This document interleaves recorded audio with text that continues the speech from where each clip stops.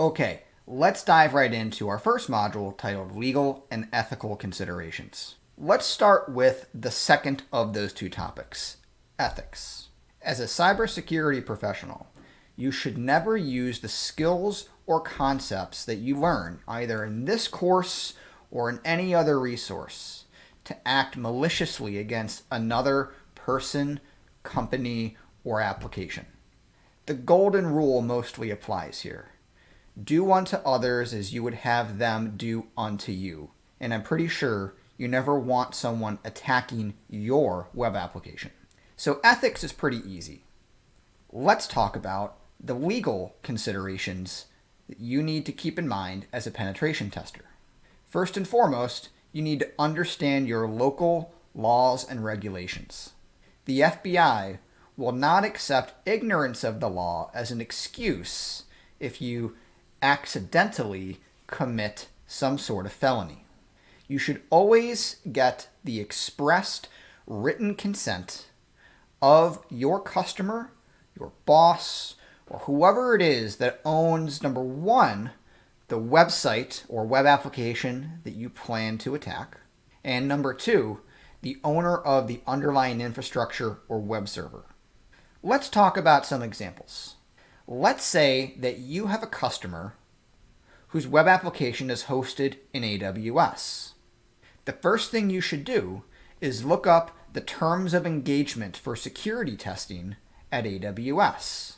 Generally speaking, AWS will tell you, based on their shared model of responsibility, AWS is responsible for the security of the cloud, and your customer is responsible for the security in the cloud. What this means is a division in what things you, as the security tester, are and are not allowed to test. You would be able to test an application being hosted on AWS using tools like Amazon S3 or EC2. And again, depending on the terms of engagement at AWS, as long as you're not doing certain attacks like distributed denial of service attacks, generally speaking, AWS is happy to let you test an application running within their environment because your customer is responsible for the security of the application in the cloud. Other hosting providers, let's use GoDaddy as an example, have very different rules for their terms of engagement. These rules boil down to the kind of hosting that your customer may be using to host their application. As an example, your customer may have a dedicated web server that they use to host their application or database. GoDaddy may allow you the freedom to go and attack that web server, again, minus things like distributed denial of service attacks or DDoS. But if your customer is using a shared hosting account, where potentially lots of companies are sharing a web server to host their assets, GoDaddy will expressly forbid you from doing security testing on that infrastructure.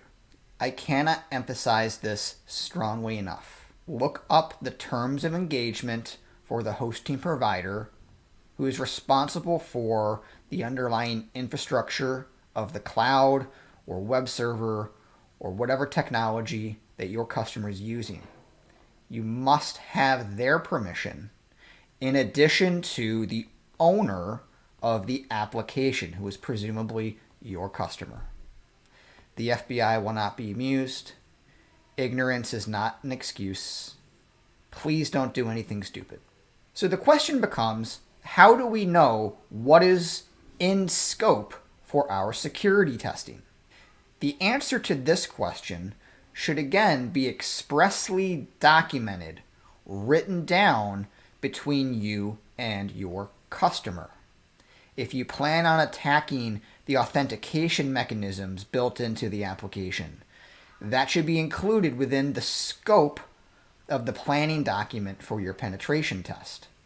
If you plan on attempting cross-site scripting or SQL injection, be sure to include that in the planning documentation so that the full scope of the penetration test can be realized. Your customer may not realize that a SQL injection attack includes not only the web application, but also the underlying database, which may or may not be hosted in the same backend infrastructure as the web application itself. Sometimes it helps to draw a diagram of the application, including what is in scope and what is out of scope, so that you and your customer are crystal clear on the expectations for what's included in this test.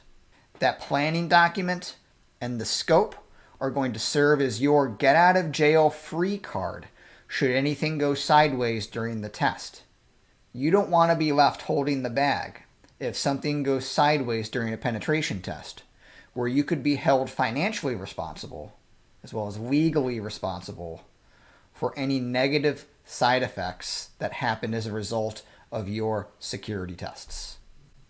Please be careful out there. Let's move on to the next lesson.